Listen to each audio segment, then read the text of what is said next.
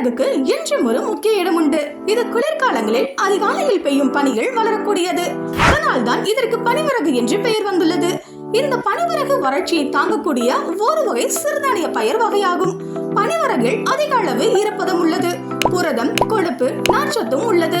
நரம்பு மண்டலத்தை பலமாக்கி நாள் முழுவதும் உங்களை சுறுசுறுப்பாக வைத்திருக்க உதவும். நீரிழிவு நோயை கட்டுப்படுத்தும். கல்லீரலில் உண்டாகும் கற்களை கரைக்கும். மேலும் கற்கள் உருவாகாமலும் தடுக்கும்.